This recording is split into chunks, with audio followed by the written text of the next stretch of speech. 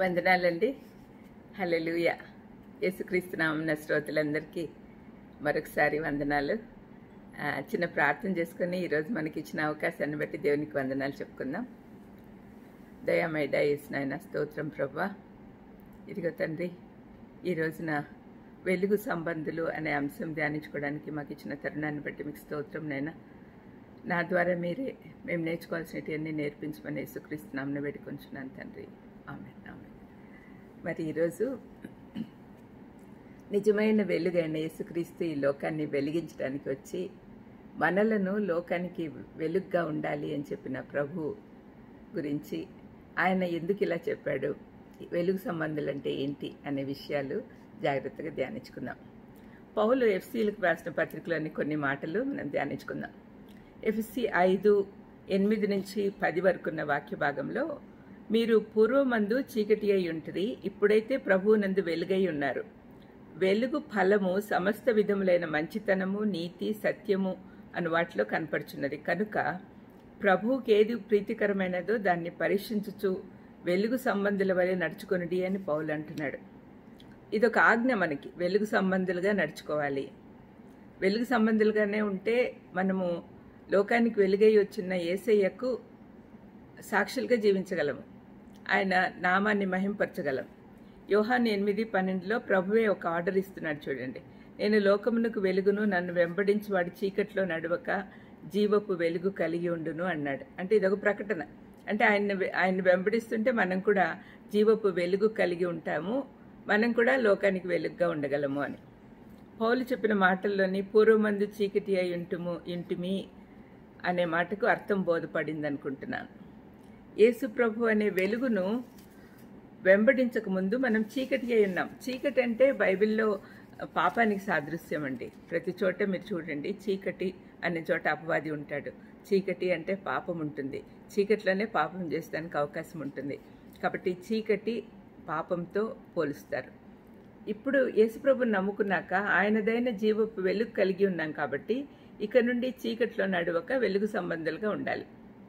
అది మనకు దేవుడిచ్చిన ఒక ఆదేశం. వెలుగు సంబంధులుగా ఉండి దేవుని మహిమార్థం జీవించాలి అంటే మనలో వెలుగు ఫలము కనపడాలి.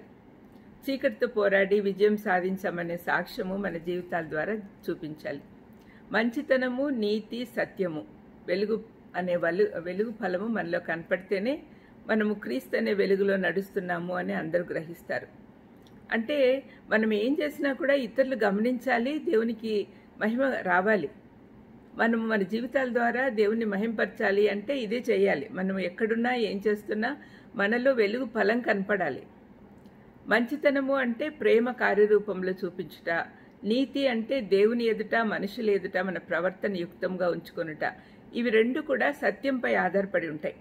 ఈ సత్యము దేవుని వాక్యం పైన, దేవుని చిత్తం పైన ఆధారపడి ఉంటుంది. మత్తయి 5:16లో యేసుప్రభు కొండ మీద ప్రసంగంలో చెప్పిన ఒక మాట, మనుషులు మీ సత్క్రియలను చూసి పరలోకమందున్న మీ తండ్రిని మహిమపరిచినట్లు వారి ఎదుట మీ వెలుగు ప్రకాశింపనీయుడి అని చెప్తూ ఉన్నాడు. మత్తయి 5:16. యేసుప్రభు కొండ మీద ప్రసంగంలో చేసిన ప్రతి మాట కూడా, బోధ కూడా మనకు నీతి విషయము అవసరం. పరలోకానికి వెళ్ళడానికి ఒక మార్గం ఆయన చూపించాడు. కాబట్టి ప్రతి విషయంలో కూడా మనము ఆయన చెప్పినట్లు మనం పాటించుకోవాలి, ఆయన చెప్పినట్లు మనము నడుచుకోవాలి. పరలోకమందున్న మీ తండ్రిని మహిమపరచునట్లు మనుష్యులు ఎదుట మీ వెలుగు ప్రకాశింపనీయుడి అంటున్నాడు. అంటే క్రైస్తవులమైన మనం ఎప్పుడైతే క్రైస్తవులు అని చెప్పుకొని తిరుగుతూ ఉంటామో అప్పటి నుంచి అందరి చూపు మన మీదనే ఉంటుంది. మన చుట్టుపక్కల వాళ్ళు, మన ఇంటి పక్కన ఉండే వాళ్ళు అందరూ కూడా మనం ఎలా బిహేవ్ చేస్తున్నామని చూస్తారు, మనల్ని గమనిస్తూ ఉంటారు. మనం దేవుని మహింపరచాలంటే మన క్రియలు సరిగ్గా ఉండాలి. అసలు మనం ఎందుకు క్రియేట్ చేయబడ్డాము అంటే కేవలం దేవుని మహిమార్థమే. దేవుడు మనల్ని క్రియేట్ చేసినందుకు కారణము ఐజయా 43:7లోను 21లోను కనపడుతుంది. ఏషియా గ్రంథంలో మీరు ఒకసారి చదివి చూడండి. నా మహిమార్థం నేను సృష్టించుకున్న నా జనులు అంటాడు దేవుడు. నా అనడంలో తను సొంతం చేసుకుంటున్నాడు. మనల్ని సృష్టించిన ఆ దేవాది దేవుడు తనని మహింపరచడానికి మనల్ని ఉంచుకోవాలని ఆలోచిస్తూ ఉన్నాడు.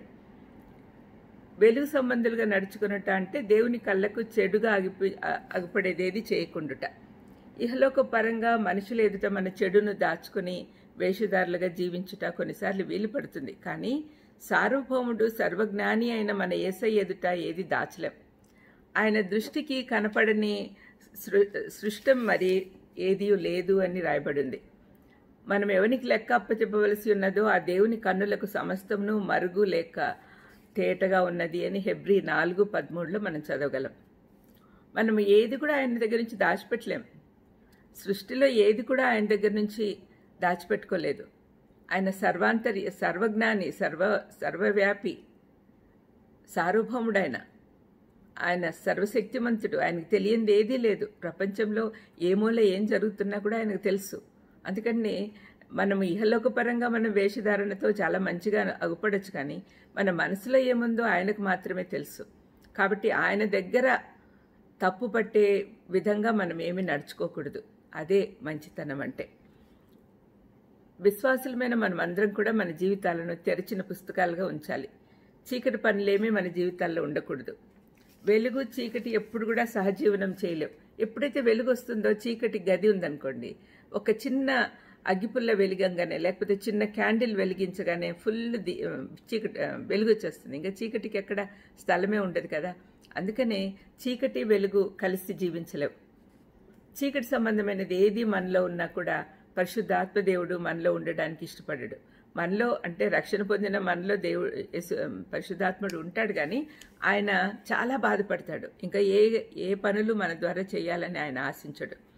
ఆయన సహాయం లేకుంటే వెలుగు సంబంధులుగా ఉండలేం. యేసయ్యతో అంటుకట్టబడి ఉండలేం. దాని ఫలితము నరకంలో వేయబడతాం. వెలుగు సంబంధులుగా నడుస్తూ మన జీవితాల్లో వెలుగు ఫలం కనపడాలి అంటే దేవుని వెలుగు మన అనుదిన జీవితాల్లో ప్రత్యక్షపరచబడాలి. మన గుణ లక్షణాలు, ప్రవర్తన ద్వారా ఈ చీకటి ప్రపంచంలోకి దేవుని వెలుగును తేవాలి. దేవుని వెలుగుగా ఉంటూ చీకట్లో ఉన్న వారిని క్రీస్తు అనే వెలుగు యొద్దకు నడిపించాలి. మనలోని వెలుగు ఫలము ద్వారా మనం వెలుగు సంబంధులమని ఇతరులు తెలుసుకుంటారు. కాబట్టి ఈ ఫలం గురించి మనం తెలుసుకోవాలి. వెలుగు ఫలములో ఎన్ని తొనలున్నాయి, ఈ ఫలంలో ఏమేమి లక్షణాలు ఉన్నాయి, అవన్నీ మనం కలిగి ఉండాలి. వెలుగు సంబంధులుగా ఉండాలంటే వెలుగు సంబంధులుగా ఉండేవాళ్ళు వెలుగు ఫలం కనపడనీయాలి వాళ్ళ జీవితంలో. మంచితనము, నీతి, సత్యము, ఈ 3 లక్షణాలు కలిపి వెలుగు ఫలం. మంచితనము, నీతి, సత్యము, అవన్నీ మనలో ఉండాలి. ఈ లక్షణాలను కొంచెం వివరంగా మనం ధ్యానించుకుందాం. మొదటిది మంచితనం. మంచితనం అంటే ఎవరికి తెలియదు, మంచిగా ఉండడమే అని అనుకుంటాం కదా. మంచితనం అంటే దేవుని ఎదుట మంచి కనపడ్డం. ఆదికాండం 2:9 దేవుడు మంచి చెడ్డల తెలివినిచ్చు వృక్షమును నేల నుండి మొలిపించెను అని వ్రాయబడి ఉంది. సృష్టి ఆరంభంలో ఏదైనా తోటలో మంచి చెడ్డల తెలివినిచ్చు చెట్టును మొలిపించాడు. దేవుడు ఆదామును సృష్టించి అతను నివాసం చేయుటకు ఏర్పరిచిన తోటలో మంచి చెడ్డలు తెలిపే చెట్టును నాటాడు. దాని ఫలము తినవద్దు అని చెప్పాడు. నాటిన తర్వాత ఎందుకు తినొద్దు అని చెప్పినాడు అంటే అదొక పరీక్ష, విధేయతకు పరీక్ష. ఆజ్ఞాతిక్రమం చేసి పండును తిన్న ఆదాము హవ్వలకు మంచి చెడుల గురించిన జ్ఞానం వచ్చింది. పాపంతో పాటు ఈ జ్ఞానం కూడా మనకు సంక్రమించింది. సామాన్యంగా చెప్పుకోవాలంటే దేవుణ్ణి ప్రేమించి ఆయనతో నడిచేవారేమో చేసే పనంతా మంచిది అని చెప్పచ్చు. అపవాదిని వెంబడించే వారు చేసే పనంతా చెడ్డదని చెప్పచ్చు. ఎందుకంటే అపవాది శిష్యులుగా ఉంటే తప్పనిసరిగా మనం ఏం చేసినా అది చెడ్డగానే ఉంటుంది. నిర్గమకాండం 33:18-19 మోషే దేవునితో ఆయన మహిమను తనకు చూపమని అడిగినప్పుడు దేవుడు మోషేతో నా మంచితనం అంతయు నీ ఎదుట కనపరిచెదను అన్నాడు. అంటే దేవుణ్ణి చూసిన వాడు ఎవరు బతకలేడు కాబట్టి దేవుడు ఆ విధంగా చెప్తాడు, నన్ను ఎట్లాగో చూడలేవు, నా మంచితనం చూడు. ఆ దేవుడి ఉద్దేశం ఏంటంటే ఆయన మహిమ చూపిస్తాడు. అంటే మంచితనము మహిమతో పడుతా ఉన్నది అక్కడ. యోహాను సువార్తికుడు దేవుని మహిమే వెలుగు, ఆ వెలుగే యేసయ్య అని చెప్పాడు. ఇప్పుడు ఆ రెండు కలుపుకుంటే ఏమని అర్థం వస్తుంది? యేసయ్యే మంచితనము, ఆయన మంచితనానికి ప్రతిరూపం. ఆయనే వెలుగు, ఆయన వెలుగుకు ప్రతిరూపం. ఆయనను మనం కలిగి ఉంటే దానంతట అదే మంచితనం మనలోకి వస్తుంది అని చెప్పుకోవచ్చు. ఒక రోగికి ఆరోగ్యంగా ఉన్న వ్యక్తి సహాయపడినట్లుగా పాపం అనే చీకట్లో ఉన్న వారిని దేవుని అద్భుత వెలుగులోనికి వెలుగు సంబంధమైన మనము తీసుకురావాలి. అది దేవుడి చిత్తం. ఇదే మంచితనం అనే ఫలము అని అనుకోవచ్చు. ఒక ఉదాహరణగా మదర్ తెరీసాను చూడొచ్చు. ఆమె జీవితంలో వెలుగు ఫలము అద్భుతంగా కనపరచబడింది.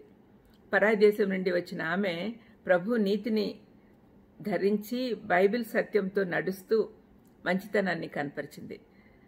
ఆమె చదివిన ఒకే ఒక పుస్తకం బైబిల్. అంటే మిగతాయి చదవలేదని కాదు, కానీ చదివేదానికి ఆమెకు తీరిక ఉండదు. ఆమె బైబిల్ ప్రకారం జీవించింది.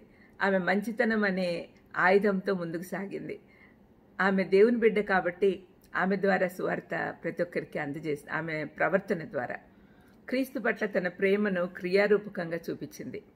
ఆమె దయ చూపించిన ప్రతి కుష్ఠరోగిలోనూ అనాథలోనూ ప్రభువును చూసింది.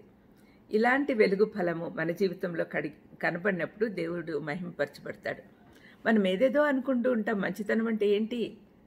మనం ఇతరులతో ప్రేమగా ఉండడం మంచితనం, కనికరం చూపడం మంచితనం, ఎవరైనా కష్టాల్లో ఉంటే ఆదుకోవడం మంచితనం, దారిలో ఎవరైనా కష్టాల్లో ఉంటే చూసి చూడనట్లు పోవడం మంచితనం కాదండి. మనము దేవుని బిడ్డలుగా దేవుణ్ణి కలిగి ఉంటే దేవుని ప్రేమను మనలో నింపుతాడు. కాబట్టి ఆ ప్రేమతో పాటు ఆటోమేటిక్గా మిగతావన్నీ మనలోకి వచ్చేస్తాయి. ప్రేమ అనేది బేసిక్ థింగ్.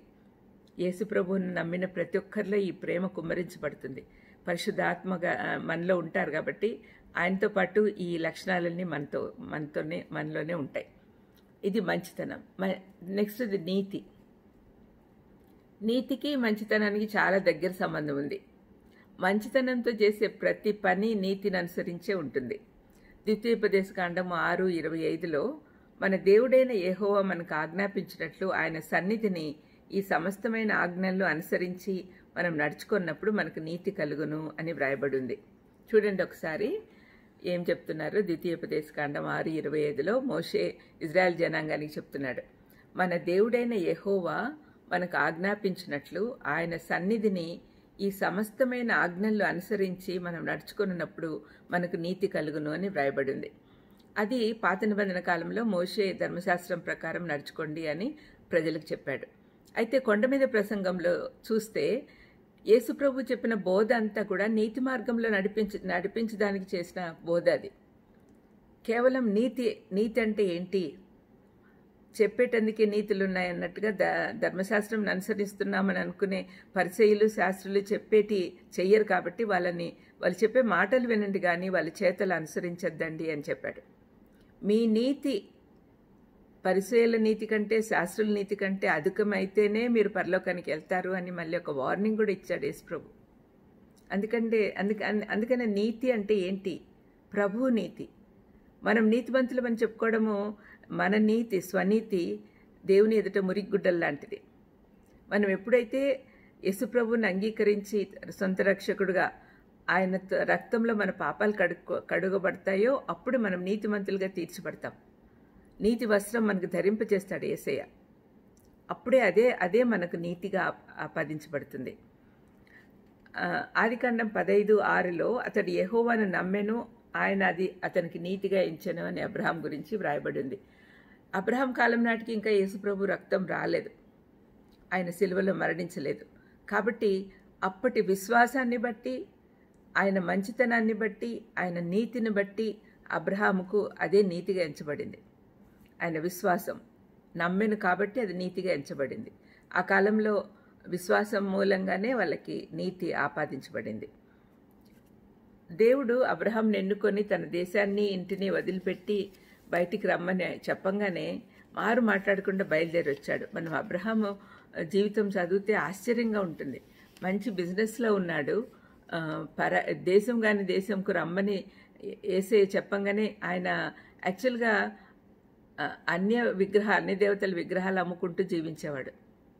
అంటే ప్రభువు సంతానం అయినా కూడా, యెహోవా సంతానం అయినా కూడా అతను దూర ప్రాంతాలకు వెళ్ళి అన్యుల దేశంలో నివసిస్తూ అన్ని దేవతలను మొక్కడం అట్లా చేస్తూ ఉండేవాడు. అయినా ప్రభు పిలవంగానే మారు మాట్లాడకుండా అంతా వదిలేసి వచ్చాడు. 75 సంవత్సరాల ప్రాయంలో తాను తన భార్య శారీరకంగా మృతతుల్యులు అయినప్పటికీ వారికి వారసుడు పుడతాడని దేవుడు చెప్పినప్పుడు కూడా నమ్మాడు. ఆ నమ్మకమే అతనికి నీతిగా ఎంచబడింది. దేవుడు చెప్పినట్లు నడుచుటే నీతి అని ఈ సందర్భంగా మనం తెలుసుకోవచ్చు.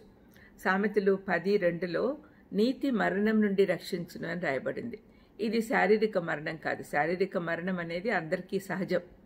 మట్టిలో పుట్టినవాడు మట్టిలోనే కలిసిపోవాలని దేవుడి ఆజ్ఞ. అది కాదు, కానీ రెండవ మరణం నుంచి తప్పించుకోగలం నీతిగా ఉంటే. రెండవ మరణం అంటే నరకానికి పోయే మరణం. మనము యేసుప్రభు రెండో రాకడలో వచ్చినప్పుడు తిరిగి లేపబడతాం. పునరుద్ధానులైన మనము పరలోకానికి వెళ్ళాలా నరకానికి వెళ్ళాలా అనేది దేవుడు డిసైడ్ చేస్తాడు. ఆ జడ్జిమెంట్ మన నీతి పైన ఆధారపడి ఉంటుంది. కాబట్టి మనం నీతిమంతులుగా చనిపోతే తప్పనిసరిగా అది మరణం నుండి మనల్ని రక్షిస్తుంది. నీతి మార్గం పరలోకానికి దారితీస్తుంది, రెండవ మరణం నుండి తప్పిస్తుంది అని మనం తెలుసుకోవాలి. యేసుప్రభు వెలుగులో నడుస్తున్న వెలుగు సంబంధులకు నీతి వస్త్రం కప్పబడుతుంది. మన నీతి దేవుని ఎదుట మురిగుడ్డలు వంటిది. నీతి కొరకు ఆకలి దప్పులు గలవారు ధన్యులు అని ప్రభు స్వయంగా చెప్పాడు మత్తయి 5:6లో. నీతిమంతులు ఏ విధంగా ఆశీర్వదించబడతారు అనే విషయాలు లేఖనాల్లో అనేకంలో ఉన్నాయి. కీర్తన గ్రంథంలో అయితే చాలా ఉన్నాయి. కొన్నిటిని మీకు చూపిస్తాను. యెహోవా దృష్టి నీతిమంతుల మీద ఉన్నది. అంటే నీతిమంతులుగా ఎవరైతే తీర్చిదిద్దబడతారో వాళ్ళ మీద తన కనుచూపు ఉంటుంది దేవుడికి. అంటే వాళ్ళు తప్పు మార్గంలో పోతే సరిచేయడము, వాళ్ళకి ఏమైనా కొరతగా ఉంటే దాన్ని సమకూర్చడము, వాళ్ళు ఏదైనా కష్టాల్లో ఉంటే వాళ్ళని బాధల నుంచి నివారించడం, ఇవన్నీ కూడా దేవుడు నీతిమంతుల పట్ల చేస్తూ ఉంటాడు. నీతిమంతులకు యెహోవాయే సంరక్షకుడు. ఏ ప్రాబ్లం వచ్చినా సంరక్షించేది దేవుడే. నీతిమంతులకు చాలా ఆశీర్వాదాలు ఉన్నాయి. యెహోవా నీతిమంతులను ప్రేమించువాడు. నీతిమంతులంటే ఆయనకు చాలా ఇష్టం. నీతిమంతులను ప్రేమిస్తాడు ఆయన. నీతిమంతులు ఆశించినది వారికి దొరుకును. నీతిమంతులు ఏ లేమీ లేకుండా ఉండగలరు. యెహోవా యందు భయభక్తులు కల వాళ్ళకి ఏ లేమీ ఉండదు. యెహోవా యందు భయభక్తులు కలిగి ఉంటే నీతి మార్గంలో నడుస్తారు. నీతిమంతులను ఆయన ఎన్నడూ కదలనీయడు. అంటే స్థిరంగా ఉంచుతాడు. ఏ దానికి భయపడకుండా ఎన్ని కష్టాలు వచ్చినా దేవుని మీద ఆధారపడి ముందుకు సాగుతారు. నీతిమంతుల దాక్షిణ్యం కలిగి ధర్మమిత్రులు, వాళ్ళు దయగలవారుగా ఉంటారు. నీతిమంతులు సూర్యుని వలె తేజరిల్లుదురు. ఇంకా చాలా ఉన్నాయండి బైబిల్లో, మీరు ఒకసారి చూసుకోండి. నీతిమంతులకి ఎన్ని రకాల ఆశీర్వాదాలు ఉన్నాయో మనం చదువుతుంటే మనం కూడా నీతిమంతులుగా ఉండాలి అని ఆశ పుడుతుంది. ఈ ఆశీర్వాదాలు చదివినప్పుడు ఇవన్నీ పొందుకోవడానికి మనకు నీతిమంతులుగా ఉండాలనే ఆశ నాకైతే ఉంది. మరి మీకు కలగడం లేదా? వెలుగు సంబంధులకు అగుటకు ప్రయత్నిస్తున్న మనకు చివరి ఆశీర్వాదం చాలా ప్రోత్సహిస్తుంది. ఆయన వెలుగులో మనం సూర్యుని వలె వెలుగుతాము అని బైబిల్ చెప్తా ఉంది. మనము ప్రకాశించాలి. ఈ లోకంలో ప్రకాశిస్తున్నాము అంటే అది మన వెలుగు కాదు, సొంత వెలుగు కాదు. దేవుని వెలుగు మన నుంచి రిఫ్లెక్ట్ అవుతుంది ఇతరులకు, చీకట్లో ఉన్న వారికి. మరి ఆ విధంగా మనం ఉండాలని మనం ఎప్పుడు కూడా కోరుకోవాలి. తర్వాత ఫలము నీతి అయిపోయింది కదా, సత్యం. యోహాను 3:21లో సత్యవర్తనుడైతే తన క్రియలు దేవుని మూలంగా చేయబడి ఉన్నవని ప్రత్యక్షపరచబడినట్లు వెలుగునొద్దకు వచ్చును అని వ్రాయబడింది. అంటే సత్యం చెప్పేవాళ్ళు అయితే తన క్రియలు దేవుని మూలంగా చేయబడి ఉన్నాయి అనే అందరికీ తెలిసేటట్టుగా వెలుగునొద్దకు వస్తారు. అంటే ఎవరైనా చీకటి పనులు చేస్తున్నప్పుడు వెలుగు దగ్గరికి రావడానికి ఇష్టపడరు. ఒక దీపము వెలిగించి ఇట్లా పైన కొండ మీద పెడతారు, అదే ఒక ఎత్తైన ప్రాంతంలో పెడతారు. దాంట్లో నుంచి అందరు కనపడతారు. తప్పు చేసిన వాళ్ళు ఎవ్వరూ వెలుగు దగ్గరికి రావడానికి ఇష్టపడరు. ఎందుకంటే వాళ్ళ తప్పులు ప్రత్యక్షంగా కనపడతాయి కాబట్టి. అయితే సత్యవర్తనుడైతే వెలుగు నద్దకు వచ్చేదానికి ఇష్టపడతాడు. తనేం తప్పు చేయలేదు కాబట్టి భయంలా దేవుని దగ్గరికి రావడానికి ఇష్టపడతాడు. వెలుగు ఫలమైన మంచితనము, నీతి, సత్యము కలవాడు వెలుగు సంబంధి కాబట్టి వెలుగునొద్దకు వచ్చుటకు వెనకాడక సంతోషంగా వస్తాడు. యోహాను 8:32లో సత్యం మనలను స్వతంత్రులుగా చేస్తుంది అని రాయబడింది. కాబట్టి సత్యం తెలుసున్నవాడు ఏదానికి భయపడుకుంటాడు. మన చుట్టూ ఉన్న చీకటిని పారద్రోలమని దేవుడు మనకు పిలుపునిస్తూ ఉన్నాడు. దీనికి ప్రభువే మన మాదిరి. ఈ లోకంలో జీవించిన వ్యక్తులలో అత్యంత ప్రభావితమైన జీవితం జీవించిన నాయకుడు యేసుప్రభు. అందుకే యేసుప్రభువును మాదిరిగా తీసుకోవాలి. ఆయన 33.5 సంవత్సరాలు మానవుడిగా ఈ లోకంలో మన కోసము ఒక మాదిరిగా ఉంటూ ప్రతి విషయంలో కూడా ఒక మాదిరి పెట్టిపోయాడు. మరి ఏ ఏ పరిస్థితి అయినా సరే అన్ని శ్రమలు ఆయన అనుభవించాడు కదా ఈ లోకంలో ఉంటూ. మరి ఆయన చూసి మనం నేర్చుకోవాల్సినవి చాలా ఉన్నాయి. మనం కూడా వెలుగు సంబంధులుగా ఉంటే మన చుట్టుపక్కల వాళ్ళు మన మంచితనము, నీతి, యథార్థతను చూసి నిజమైన వెలుగునొద్దకు వస్తారు. అప్పుడు మనం సాక్షులుగా జీవించగలం. మనం ఎక్కడున్నా, ఆఫీస్ కానీ, స్కూల్ కానీ, షాపుల్లో కానీ, మనం ఏదైనా బయటికి సంతకి వెళ్ళినా కూడా ఎక్కడైనా పరలోక రాజ్యాన్ని మనం దింపాలి. మనం ఎక్కడుంటాం అక్కడే పరలోక రాజ్యం. జనసంద్రంలో కలిసిపోకుండా వేరుగా ఉండాలి. యాకోబు చెప్పినట్లుగా ఇహలోకంలో ఉంటూ ఇహలోక మాలిన్యం అంటుకోకుండా ఉండాలి. విధవరాండ్రను, అనాథలను ఆదరించుట నిజమైన భక్తి అని యాకోబు 1:27 చెప్పబడింది. ఇహలోకంతో కాక దేవునితో అంటుగట్టిబడి ఉండుటే భక్తి. సాధారణంగా వెలుగు సంబంధులకు వచ్చే పోరాటంలో ఎదుర్కొనే శత్రువులు 3 ఉంటారు: లోకము, శరీరము, అపవాది. 1 యోహాను 2:15-17 ప్రకారము లోకంలో ఉన్నదంతయు శరీరాశ, నేత్రాశ, జీవపు డంబం. గర్జించు సింహం వలె మనల్ని మింగాలని ప్రయత్నిస్తున్న అపవాదిని ఎదిరించుటకై సర్వాంగ కవచంను ధరించుకోవాలి అని FC 6:10-17 వరకు పౌలు చెప్తూ ఉన్నాడు.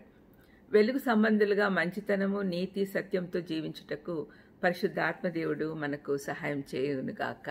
చిన్న ప్రార్థన చేసుకుందాం.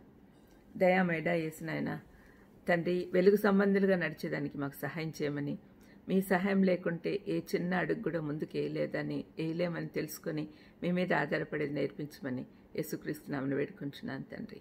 ఆమెన్. God bless you.